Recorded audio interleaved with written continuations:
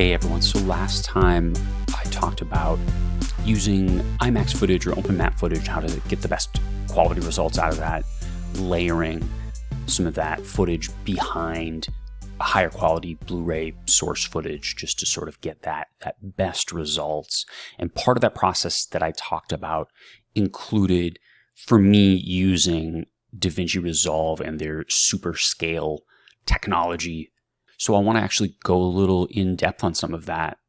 So ignoring the whole open mat or IMAX part, most of my fan edits these days, I will actually upscale to 4K and sort of offer a H.264 encoded 1080p version just for compatibility, smaller file size, etc. And then I will also offer a 4K version, usually with H.265 encoding. A little more efficient for coding because of the increased size for the resolution and the data that it takes, but can look a little better if you end up watching one of my fan edits on a larger TV. So I now have Davinci Resolve version 19, which actually added some really cool new features that I'm going to be just sort of playing around with and doing some of these videos to cover. A lot of them, unfortunately, are for the paid studio version, and I totally get that not everybody's going to be keen on throwing money into their hobby, but for those of you that are really interested in sort of getting the best results out of your fan edits, you got a little extra cash in your pocket and want to make black magic, very happy people. So we'll start out. I just took up one of my edits that I recently released. I did a small edit on Killers of the Flower Moon, and this movie actually has some extra little layers of, we'll say, frustration or whatever. The only place that it was released on Blu-ray was in Europe, and unfortunately it was Italian, so it really didn't make much of a difference, except for there are some of these moments where they have these silent films. Fortunately, all the intertitles were then in Italian, so I had to still get, unfortunately, a lower resolution pull from Apple TV. And anyway, basically, I'm just using those shots very sparingly just to fill in those sort of intertitles with the English language version. But you can see here, it's incredibly low resolution because Apple's very protective of people being able to screen record their stuff, and hey, cool, respect that. I'm just trying to do a fun little project here. So what I basically am doing for this first pass, I've done the edit. You can see, here's my entire timeline. A lot of this is burned in subtitles for the Osage portions of the movie, which is actually a reasonable amount. And then you can just see these small little areas where there's some blue. Those are those silent film portions of the movie, which is sort of regularly interspersed, let's say, but not a ton of that footage. Anyway, so I'm going to go in, and I think I'm actually sort of excited to do this again because when I released this, it was still with Davinci Resolve 18. There's actually some new features with Davinci Resolve 19. And so if you go under clip attributes for this lower resolution version, you can see super scale here. Originally, they had 2x enhanced, which my understanding is it basically will use your GPU. I believe with the free version, you definitely can throw footage into a timeline and tell Resolve to render it in 4K or 1080 or whatever. And my understanding is it will increase the resolution to a certain degree. It basically just won't use their sort of advanced algorithms to get the best quality. That's what the sort of paid version is getting you. And so when I previously did this, I did this 2x enhanced. You have these controls: sharpness, noise reduction. The idea being here, sharpness is basically, do you want to increase sort of some of the contrast between lines and things, and then noise reduction for, let's say this is grainier or VHS footage or something like that, and you can do some noise reduction to try to clean it up a bit. It's not a lot of control. I know that Topaz, their upscaling software, has a lot more different algorithms you can try out on different bits of footage to try to get the best results. I've been very happy with what Davinci Resolve has been able to do, and I've heard very positive feedback from the edits that I've released with 4K upscaling. I think it's a very basic sort of upscale, but I think because the footage is already so good, I'm always using Blu-ray footage. It doesn't need that same level of advanced algorithm that maybe Topaz has. Previously, I basically did not bother with putting additional sharpness or noise reduction. I just let the program do its work. But I think by default, it'll have the sharpness and noise reduction at like 0.5 or something. And I'm sure depending on the footage, you might want to play around with it and see what it does. But again, I really am not looking for it to change the footage at all. I'm really just looking for it to sort of create some new pixels out of what's there and make it 4K, or in this case, more like 1080p at minimum. So what we're going to try here, the numbers here I wish were a little bit more informative. 2x, 3x, 4x, that's kind of what you get. And depending on the footage resolution, you sort of have to guess what that's going to mean. So in the case of taking 1080p footage, if you say 2x, it actually means taking it to 4K. So even though it's 4 times the resolution, 2x is basically, it's 2x the vertical or horizontal. And so that's what they're going with. In this case, I don't really know, 864 by 362, is it 2x? Probably wouldn't quite be 1080p. Is it 3x? Well, 3x is kind of this lonely outlier here where there's no enhanced version. So I'm going to try actually this new version that's available, this NVIDIA RTX video. I have an NVIDIA graphics card that's compatible with this. Let's just try 4x NVIDIA RTX video on this. So if we choose one of this, either the 2x NVIDIA or the 4x, you'll end up seeing just a single option for this. That single option is quality level. So my guess is it's basically how long are you willing to let this run. Now, luckily for me, there's not a ton of footage here, so I'm just going to do ultra. See what that does with it. We'll click OK there. And this is where we can just sort of start running down what I do for a workflow for really just releasing an edit in general, but in this case also doing this upscale process. Unfortunately, involves multiple rounds of sort of exporting and then compressing the footage.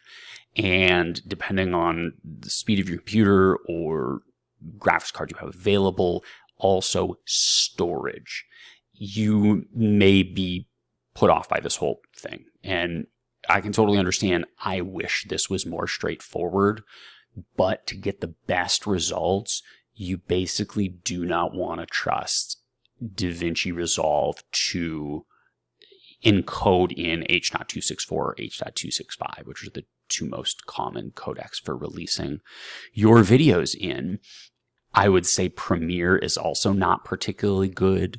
It's always a trade-off of time and results, from these bits of software. So I'll show you what we do. There's a keyboard shortcut. I'm just going to go Shift 8, and that'll bring us to the export, the sort of render settings. And in this case, probably have some old settings that were in there. What we're going to do is we're going to go down here to export video, and I always just do a custom export. I don't believe there's anything that'll make this faster for us. We're just going to pick QuickTime. It's fine. When they say format, it's really just the container. So it's this .mov. It really doesn't mean that you're making a particularly QuickTime exclusive file. It's just an MOV file. You really could probably choose. Could I choose MP4 and get anywhere? No. So there's certain formats that are going to allow certain codecs. And so MKV is Matroska. That does not allow it either. I have a feeling QuickTime might be the only one that's going to get me where I want to be.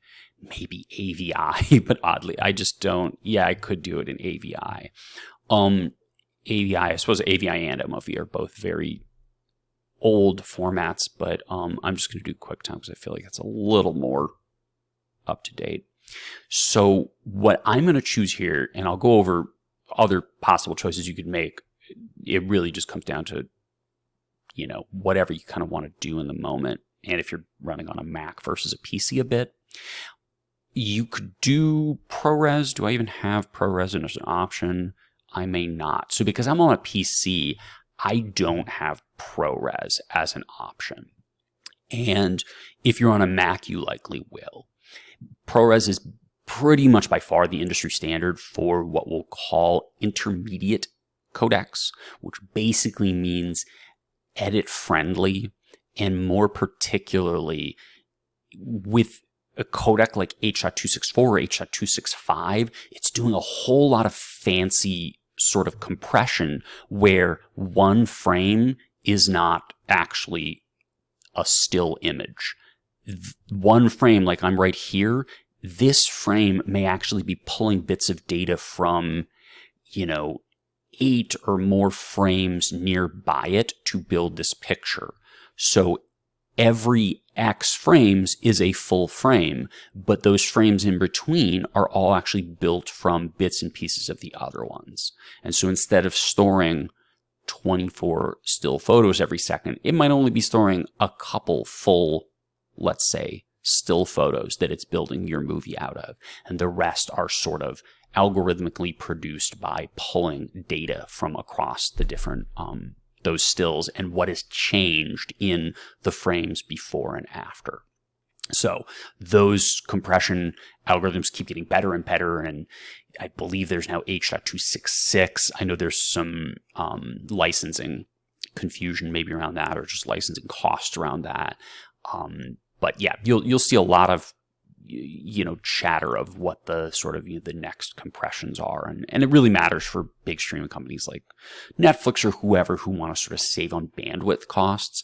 But just know that's actually the reason that editing in one of those compressed codecs, you can do it, and I actually do it because typically that's how they're encoded on a Blu-ray. But you do need a reasonably powerful computer. And so if people talk about proxies, that is basically making a second file where you edit using that file as sort of a guide, but it's much lower quality, lower resolution. And then later, when you're ready to export, you reattach the higher quality version and say, okay, this is actually what I want to output with. Alternatively, you can do what I'm sort of doing here, which is you export a intermediate codec, which basically is every single image is a full image. It's called all intra-frame, all I, which basically just means there is no compression happening from frame to frame. I'm going to choose GoPro Cineform. You won't see this a lot in professional settings, but it is a bit newer and I find a bit more efficient to use than ProRes, or the alternative would be DNX HD or DNX HR, which I believe HR is the newer version of it. And so DNX HR, you basically have choice of your bit rate and your subsampling and things like that. And you can choose sort of a quality level and output it. It's all well and good. I just use Cineform because I'm a little more space conscious, and basically GoPro Cineform simply will give you the sort of best quality you're looking for. And in this case, I'm literally going to tell it, hey, yes, give me the best quality. It is slightly compressed, but visually you will not see any difference. And so whereas I think this Blu-ray file is, let's say for a 1080p 3-ish, 3.5 hour movie, whatever, I want to say it's like 30 or 40 gigabytes. When I output this with Cineform, it's going to be 200 to 300 gigabytes. So let's say something in the realm of, at almost 10 times the size. That is how much compression is happening between these these two methods between something like H.265 and Cineform. So when I output in Cineform, the reason I'm doing this is because I am getting the maximum quality. Particularly, this movie has a lot of sort of candle-lit, lamp-lit kind of scenes, so there's a lot of gradation in the lighting. And so if I output into H.265 direct from Davinci Resolve, you're going to see banding in some of this. And the rest of the movie, I think, will look very good. If you're sort of in a hurry or don't have the space to use for this, you can absolutely just output it and it'll be a perfectly good looking fan edit. In my case, I'm just trying to chase the best quality possible. And so this is the route that I found that will do it. I am not going to have it bypass re-encode. I don't think that would really matter because it's not in Cineform.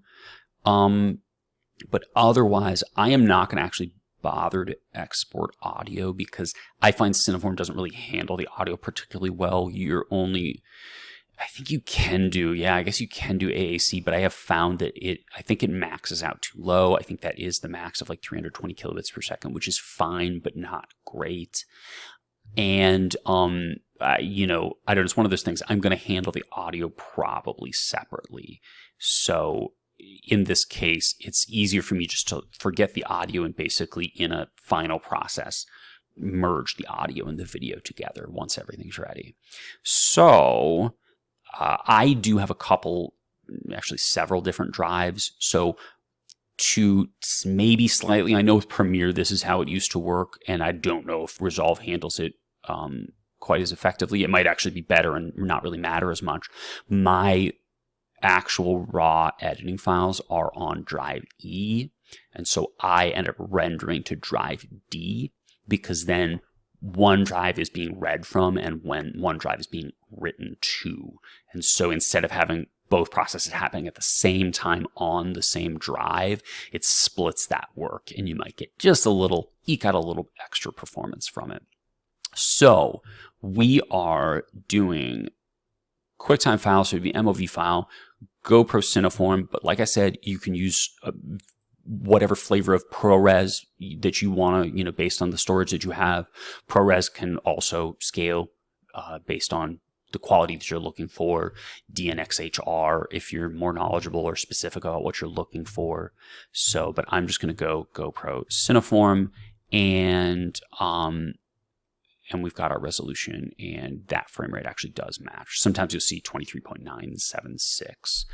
And you just want to make sure that your frame rate is actually what the frame rate for your project is and favor kind of the highest quality footage that you have. So we're going to add that to the render queue. I'm going to output this. We will not do this in real time, but we'll kind of jump back into the video once this render has been completed. But we'll stick around and see how long it's going to take. And actually, surprisingly, that's not that bad. Here's actually the point I'll make is H.265, if you were rendering that, would take hours. But the Cineform, because it's really not compressing, it's really just sort of taking those snapshots, individual pictures of every single frame. It's actually much faster. I'm going to be able to do this 3-ish hour edit in like 15 minutes. I do have a reasonably powerful processor. It's not the newest, but it's I think an 8-core Ryzen from a few years back. So that obviously is doing some work here. Looks like there's our file, killersoftheflowermoon.mov, and actually smaller than I expected it to be. It is 179 gigabytes, which I think still massive, for a lot of people's storage considerations. This is where a split happens, so to speak. If you're not planning on upscaling further, you just had some lower quality footage that you wanted to give a little boost to. At this point, my workflow involves Shutter Encoder, which it's basically, it combines FFmpeg, which is the gold standard for compression software. It's the same thing that Handbrake is based off of, but Shutter Encoder is made by a photographer, videographer who just wanted to kind of create the Swiss Army knife of sort of video and audio toolkits. And this video is not really about that. I'm going to load it in there, but I can sort of just show you briefly, like there's a billion functions in there. And so what we're going to be doing is basically two things. We are going to be, we're currently in what is considered an editing codex. You see some of these things I talk about: Apple ProRes, Cineform, DNxHR, et cetera, et cetera. And what we're looking for is an output codec, which is basically, this is the codec you actually release, because it's the quality versus size compression is the right sort of compromise. So what I'm going to do is H.264. We're going to just make this into a reasonable sized 1080p file that, that then we can share with the world around us. And H.264 is so compatible and widely used now. And again, I think I mentioned earlier in the video, I have pretty reasonably powerful processors. So I'm not going to do any sort of hardware acceleration on it. The thing with hardware acceleration, it's always sort of a compromise between speed and quality, as so many of these things end up being. The NVIDIA accelerated versions of, of things go much faster, but your file is either going to be much larger or your quality is gonna suffer in the process. And so here I can make some selections. Audio, we're just going to say, hey, remember there's no audio, so that takes us down just a bit.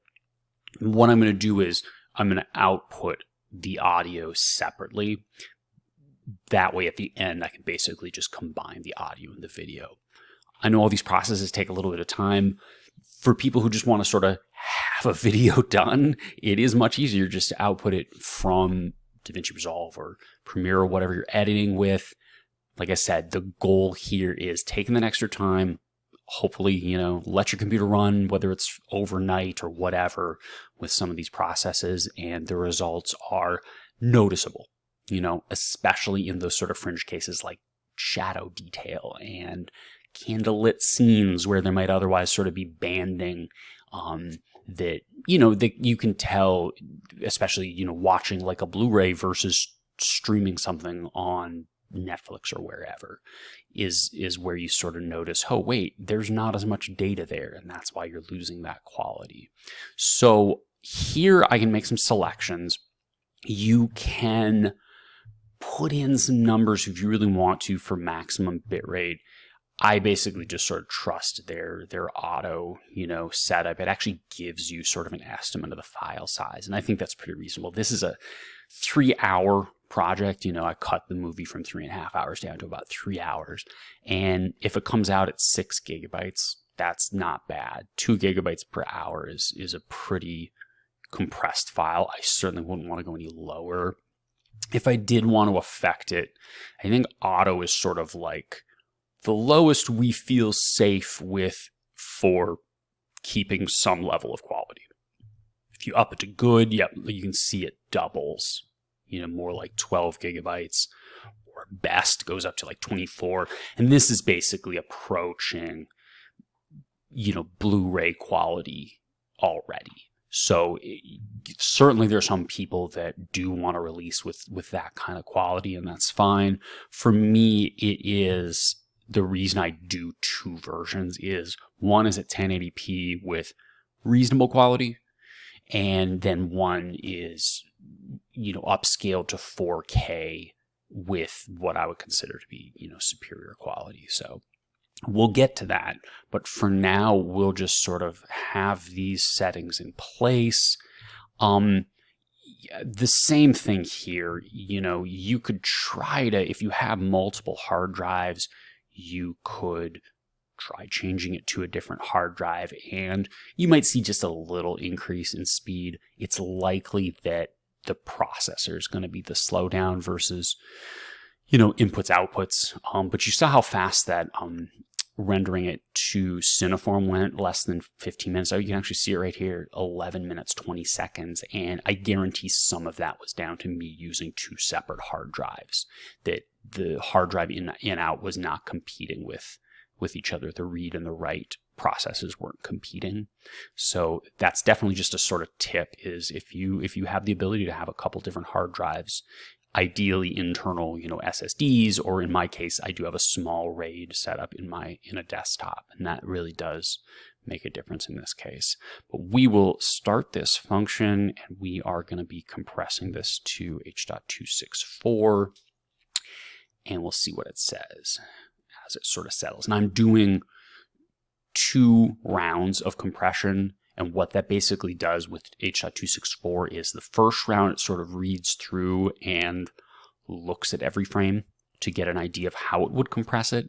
And then the second round, it actually runs the compression, so to speak. It's probably a little more complicated than that, but basically you can do 1 round, but then it's making those compression decisions on the fly versus sort of 1 round to check things out and then 1 round to make a final decision. You'll often end up with a slightly smaller file if you run 2 rounds. And so it looks like it's settling in at like maybe an hour per run, which is still better than the 3 hours. It's still faster than real time. So I'm going to let that run, and then we will catch back up and continue the video from there. All right, we're going to sort of skip forward to the next process because we'll actually show you combining the audio with the video once we have that 4K version, which is kind of the goal here, that 4K upscale. So let's grab that, what we would call a mezzanine file, or that sort of intermediate codec. So we're going to load that into our media pool there. And then I already have a timeline created for 4K. So maybe, all right, we'll just drag it to the end. We can sort of max our timeline here. And so basically this is just single file the movie. It's now edited to what I want. It's just under 3 hours. We're going to again ignore audio for the moment. We could actually export audio at any point here. You could do that at the beginning, you can do the end. What I actually find these days is the nice thing, once you get used to this workflow, if there are audio changes, you're very happy with how the video turned out, but you want to fix a transition. It's really just tooling with the audio, the fade in, the fade out, maybe increasing some music, to cover some this, that, the other. You can do that and then update your file without having to do all of this rendering process over and over again. As long as the video itself is set and you're not changing anything with the length of any clips or any adjustments to the video itself, and it's just an audio change that won't affect anything on the video side, you can just reattach your improved audio to the file, and it's so much faster because you don't want to render, a dozen times.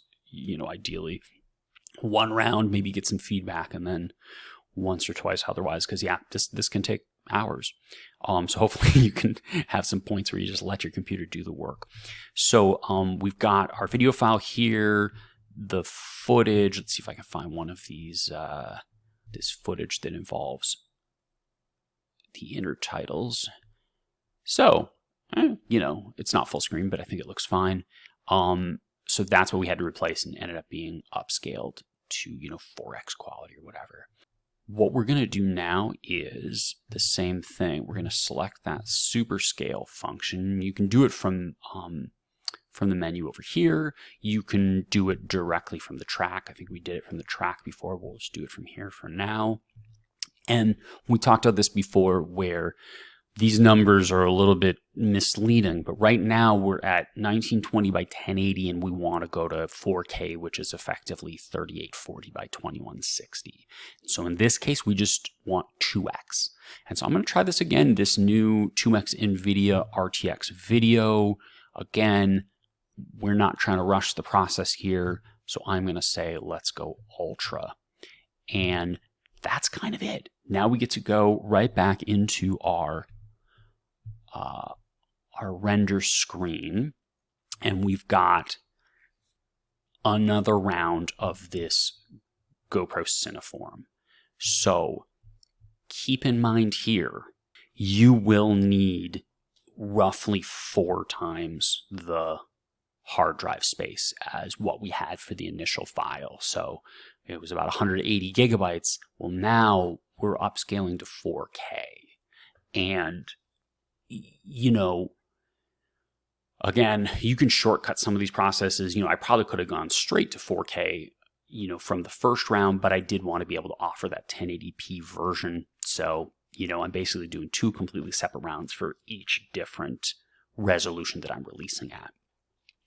You know, some people just will release one version, and that's fine. I just know some people are really sort of bandwidth constrained. So a 30 gigabyte file or whatever this might end up being once it's compressed is maybe more than they want to bother with, but they would go with like a 6 to 8 gigabyte file. So same settings here. We've got QuickTime, GoPro Cineform. I didn't talk about this before. You do have this choice of, you know, RGB 16-bit or YUV 10-bit, and it's basically just how it's handling colors. Blu-rays inherently are 8-bit, so really any of this is somewhat overkill. So I'm just going to stick with YUV 10-bit. And we've got our proper resolution there. We've got our frame rate, and then we're going to stick with best quality. I'll just check if there's any of these settings that don't look right to me. This all seems fine. And we will again skip audio, and let's add that to the queue. And it's going to be going to that. Actually, I am going to change where it's going. So let's go to that other drive. And basically, like I said, we're just sort of flopping. I have more storage space in this drive as well. I don't actually know if I could fit this, you know, possibly 800 gigabyte file in my D drive. It's going to have to go to that E drive, that small RAID array. So let's make sure, and we got to remove it since we changed some settings, add it back, and okay, it's going to E. So let's render and let's see what that looks like. It'll probably settle in on a time frame at some point, but because we're doing upscale across the entire footage, last time was just a couple pieces of it, but this time it's the entire thing. It is going to take longer, and so looks like it's settling in on something like, you know, an hour 15. Might be speeding up just a little bit, but as always, we will stop back in once this process finishes, and we'll show you how to complete the rest. Actually, not as bad as I thought. You can see here it's, you know, somewhere shy of, it's about 560 gigabits. So could be worse, but still a lot of storage space. And this is sort of just the big idea is you almost, if you want to do this, sort of maximize your upscaling potential for quality, you sort of need a terabyte of just free space. And you don't need it for longer than it takes you to do this process, a few days, but you sort of need a terabyte of available space that you could free up for the workflow. So keep that in mind. And like I said, ideally 2 or even 3 hard drives. The way I have it set up is operating system and programs, including Resolve, on a C drive, a D drive that's another SSD, and then an E drive that is a small RAID array, but could also be, you know, an SSD as well. So it is a lot. This is definitely, you know, not one of those hobbies that you just pick up without, you know, you can certainly do it, you know, with iMovie and a laptop, and that'll work. But if you want to sort of maximize what you can do with an edit, there is a bit of hardware and software know-how that kind of goes into it. So it's what these videos, a couple people have requested over the years, just some insights into how I do things, and here you go. This is what I've sort of learned over the years. So we'll jump out of here, but it took, you know, hour 16 minutes, and that extra hour basically, you know, from doing it without significant upscaling, that was all, you know, that upscaling process, because we're upscaling the entire timeline here. So because we're still in Resolve at this point, and this is something I could have done at any point here, we're going to go back in to the actual timeline that I'm editing on. 1080p timeline. And what we're going to do is, we could have done this at the beginning. I'm doing it now just because we're still in Resolve. And we are going to, just quickly, the way I have it set up for 5.1 audio, I've labeled this, you know, this is left, right, center. This is LFE, or basically subwoofer channel, left surround, right surround. And I'll probably do another video where I talk about audio workflow. I know some people kind of leave it easy and just leave it as sort of a single 5.1 track, but that does sort of limit your options for editing. So in a future video, I'll go into depth on how I sort of set up audio for, adding or, replacing music, doing some real fine tuning with, sort of center channel, fading and fading out transitions, things like that. But for now, basically this is set up to output for 5.1. So what we're going to do is go back into our encoding screen. Luckily this is actually something that if you find there's just some issue with the audio somewhere, just a transition that you want to fix a little bit, or just something that got mixed up, replacing on some of the sound, or something didn't come out right. The great thing is, as long as the video came out well, you spent all that time getting the video exported. The audio you can actually easily replace. You can swap out the audio as long as it's the same length and everything matches up with the shots. So we'll get with the last step, connecting those two pieces. And again, that's something you can do later if you needed to replace it in your creation of your fantastic fan edit. So what we're going to do here is we're in this export screen, and we are going to say, no, we actually are not taking video, no export for video. And you're going to notice a trend here. What I'm going to suggest is do not export in your final codec, which is probably something like AAC is probably the most common one. Instead, what we're going to do is we're going to pick WAVE, which is effectively uncompressed audio. So we're going to get a really big file, at least in audio terms, which might be, I don't know, 5 to 10 gigabytes or something like that. For this project is about 3 hours, so that's sort of my guess. And what we're going to do is we're going to pick linear PCM, okay, and then sample rate you want at 48,000. You might have maybe used a CD track in there or something to replace some music. That might be 44.1, which is the standard for CD. That's their sample rate. We still want to use 48,000 because that is what film is done at. So the majority of your, of your project already is at that. We would rather have Resolve handle changing anything that's 44.1 to 48 kilohertz. They're listing it in thousands, but it's 44.1 kilohertz, 48,000 or 48 kilohertz, and we want the conversion to happen to make it 48. So bit depth, you really probably could do 16. I'll probably just leave it at 24. Just because we're not going to keep the file around for that long anyway, so the extra space is sort of irrelevant. And then you just want to make sure that the correct audio bus is chosen. And I only have one bus, but it's, we'll get into a whole nother video where we talk about audio and how to set that up, at least for Resolve, although it's pretty similar probably for any other nonlinear editing program. So in this case, what we want is bus 1 5.1, which is basically the 5 or 6 really audio tracks combined into a very specific setup, which you can sort of see here. It's left, right, center, LFE, which is your subwoofer, left surround, and then right surround. And that specific order is standard for 5.1 audio. We've got it set up now. Going to drive D with all the settings we want. We will get that added to the render queue, and we're going to start that, and it should be relatively quick.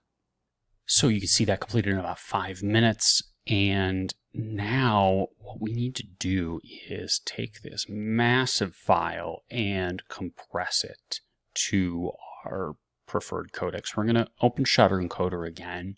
And I don't think I mentioned this before, but this is free. You can download it on the web. I think Mac, PC, whatever system you have.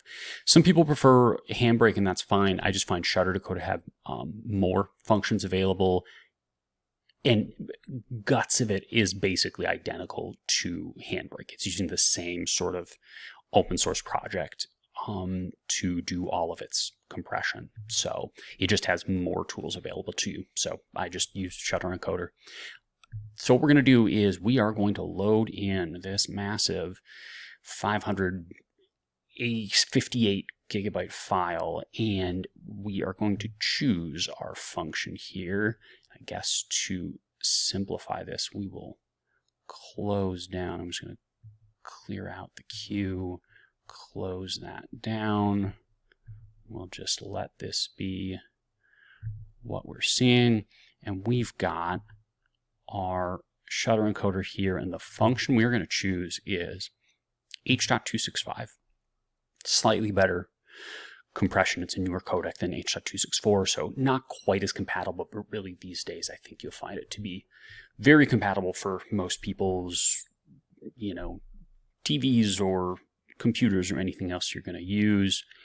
And here's where we decide how much time we want this to take. I'm going to sort of, spoiler alert, I'm going to cheat a little bit. We had mentioned the hardware acceleration component and how I didn't use that for the H.264 1080p file version. I am likely going to use that here because even though I have a pretty beefy system, I think it, for a 3-hour file, it's going to take something like 48 hours. And I sort of have a general mind, for me, if I can leave it overnight, that is an acceptable time frame, something like, 12 hours or something. But as soon as it starts to approach a couple days, it's more than I usually want to invest. So we're not going to change anything with the image there, but again, we're going to sort of go into our bitrate options and choose, so here, if we were to do with the built-in encoder just using CPU, and again, we can tell it, hey, no audio yet. We'll be adding that audio in the final step. And, so right now with H.265 at the sort of, like I said, what they would consider the lowest quality. I mean, basically auto to give decent results with the smallest file size, it could come in at about 12 gigabytes. I'm sure it would look fine. Here's how I'm going to cheat. Again, if we were assuming we're going to leave this in sort of defaults and do it with the CPU encoding with the software encoding, we could go to a, what they would consider a good bit rate, and that size would approximately double or best, and then it basically doubles again. I think 50 gigabytes gets a bit large. But what I'm going to do, like I said, if you're really maximizing quality, you would do 2-pass max quality, and it would take a long time. This is the one point where I will slightly cheat, and I'm going to enable what you'll see down here for hardware acceleration. If you have an NVIDIA card, and I believe it goes all the way back to any GTX card, absolutely 1000 series and forward, but I think it goes back even further than that. So you would just have to verify, does your video card, I mean, if this shows up, your video card is supported. If you're looking for a video card that'll allow you to do a little more with your edits, I would just look, unfortunately right now, NVIDIA is kind of the main name of the game, but you might be able to find, an older card that doesn't cost that much money that really will massively sort of benefit your speed and some of the options for some of this upscaling. So select NVIDIA NVENC, and it will no longer let you do a 2-pass. The idea of NVENC is that it allows real-time encoding. Really what it was developed for was live streaming, sports, broadcasts, things like that, basically encoding live, so at least 30 frames per second, so that you can have a broadcast go out over the web. In our case, it also makes it so that you can do encoding like this in a much more reasonable time frame. So we are, again, going to sort of compromise, and what we're going to do here is we're going to say, hey, you know what, because we are doing this hardware acceleration, which may compromise between speed, quality, and file size, we're actually going to give a little more file size. So I'm going to go with at least a good video bit rate, which should at least, minimize some of that quality trade-off for the speed. And so again, I'm just going to leave maximum auto, whatever it needs to sort of float up to as far as adding data. And we're going to call this all pretty good. I am going to, again, change this. Since we're working off of a file in the E drive, I'm going to have it output to the D drive. And we've got H.265 MP4 file. You could choose a different file type if you wanted to, if for some reason you wanted to have embedded subtitles or things like that. MKV is more popular at some point for being able to embed certain things. It's chapters and things like that. It's not something I play with typically, so for me, MP4 is fine. There are some video players out there that just do not like MKV files, so I just stick with MP4 for compatibility. As long as they support H.265, we're in a good place. So I am going to start this process, and then the final step will come with us combining the audio with the video. So for us, I will catch you all in seconds on the video, but for me, we're going to be waiting, looks like at least a couple hours. So it's this point in the process that you're going to want to go grab a bite to eat, step away from the computer, and come back when it's ready, because time keeps ticking up. I have a feeling it probably won't go over 3 hours, because again, the point of this encoding hardware support is that it can always stay above the frame rate goal of usually 30 frames per second for broadcast. So for us, this is 24 frames per second. So it will always be at least real time, but could be very close to real time, which in our case means, yep, this could end up being somewhere between 2 to 3 hours. So I will be back, and you will not notice the time jump, but I certainly will. So you can see it took about 2 hours, 19 minutes, and 32 seconds to finish compressing to 4K in H.265, which is, less than the even runtime of the project, which was something shy of 3 hours, and certainly a lot better than I think I checked what it would run, and it was over a day, over 24 hours, something, in more range of like 48 hours or something. And I don't even know if that was a single pass or double pass or whatever. It was a long time. And so I think what they've come down to is, just as far as my recommendation, if you have an NVIDIA card that supports NVENC, there's also a version of this for hardware acceleration for whatever Intel cards are called these days. And then for ATI Ryzen, whatever their sort of graphics card world is called, they have something as well. But if you can't do hardware acceleration, I really just would suggest staying away from H.265. H.264 is fine. Your file sizes are just going to be larger. But again, there's always this trade-off of sort of speed versus file size versus quality. So, you can have maybe two, and in some cases really only one. So, in this case, at some point, sort of do what works best for you. 4K and H.264 is, there's a reason not as many people do it. Again, files end up being pretty large, but you certainly could. There are going to be people out there that, hey, they've got plenty of bandwidth and they'll download it. So, well, we will move on. I'm just going to close this so we actually, I guess we can just clear this, because we'll load stuff in and choose a different way to do things. So we've got 3 files here, and one of them we're going to sort of ignore. This is our original intermediate file. So what we output it right away, that served us very well for getting this far. So we've got our wave file, which is in this case the 6-channel surround track 5.1 in PCM, and we want to combine that sort of with in this case I'm going to use the 4K file, but you do the same process. This would be the exact same even if you're just doing your 1080p version. So we're going to drag that file, that 4K Killers of the Flower Moon, into Shutter Encoder. And we are also going to drag the audio file in.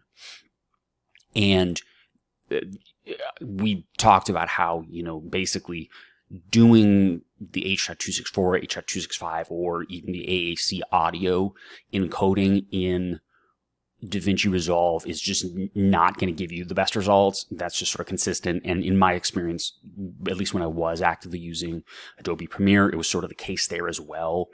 It might have handled the audio better, but certainly didn't handle the encoding for the video better. So you sort of have to do these processes. And just for some context, the reason is because H.264, H.265, they're sort of a release encoding. It's not really typically what professionals are doing within Premiere or within Resolve. Typically what they're exporting are the sort of intermediate version. They're exporting in ProRes, or they're exporting in DNxHR, or they're rendering a DCP, which is a massive version that would be stored on a hard drive and that would get sent out to, movie theaters and things like that. So really them being able to render H.264, render H.265 is just sort of an extra. They don't see it as something that they need to be doing great, work at. And so for us, it's how we are putting these projects straight out, because we're doing all the work inside of, one piece of software.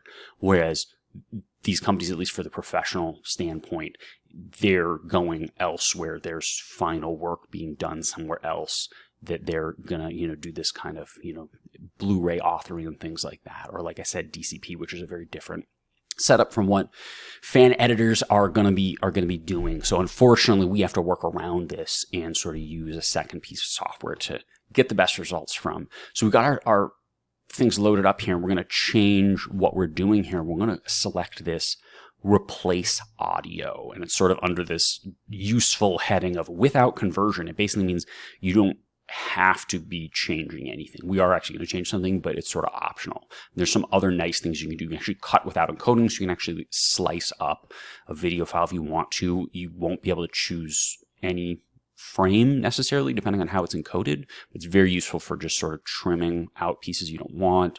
You can also rewrap, which is basically to change what, instead of a QuickTime MOV file, you can make it into an MP4 file or MKV or anything like that. Conform would be basically changing what the frame rate or sort of audio rate would be, merge, extract, etc. So there's different things you can do that really could be very useful for some of the work that we do. But we're going to replace the audio, and in this case, we are going to select. So we've got our audio here. We've got the video file. We've got the audio file, and you'll see it'll actually show, yep, front left, front right, front center, LFE, basically subwoofer, back left, back right. So these are all in the right order, and they're going to match up because they were matched up when we encoded them. And so we're going to convert, though, because otherwise we're basically combining, a 8 gigabyte or 8.42 gigabyte file. We don't need the audio to be that good. There's all these different sort of flavors of audio compression. AAC, to me, strikes the balance of sort of compatibility and quality. So I always just do AAC. You could get other answers from elsewhere about what the best, codec to use, and likely someday in the future it'll change. All of this stuff changes over the years, so what's current now will be outdated in 2, 3, 5 years. So I'm just going to pick 640. It's a good, it's kind of maybe overkill in some regards, but I would rather have a little overkill than lose some quality. And we will then start the project, and again I'm going to change it just because I like to think that I'm maybe getting just a little bit of extra boost in speed from not going to the same hard drive that the files are on. So we will start that function, and because there's the conversion also happening, if there was no conversion, it might take seconds, or for sure like in the low couple minutes. But because we're doing the conversion, it ends up taking, like you can see here, about 20 minutes. So that's sort of the end of the process. You'll end up with a usable file that has your high quality video, your high quality audio, now matched up and ready for release to all your fans wherever they may be.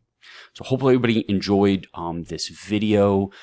I'll keep making them as long as people enjoy doing them. Please feel free, throw out some questions. I might have the answer. I think for all of these, I want to be clear, I'm not the final authority on any of this. This is just sort of my workflow, and I've been doing this for a little while. And if it can help some people, that's great. But if people have other ways they've been doing things, or other ideas, or other amazing pieces of software they use to accomplish some of this, by all means, I think it's awesome. This community really should be just about collaboration and sharing knowledge. So what I am trying to do here is just that. So if you have requests or ideas for other videos that you'd like to see, certainly open to it. I'm going to try to maybe do this once a month, maybe slightly more often or less often, depending on my availability. But really appreciate everybody. And, feel free to subscribe to the channel. It's at this point sort of a combination of my fan edits and maybe some of these how-to tips and tricks kind of videos. So we'll see everyone for the next one.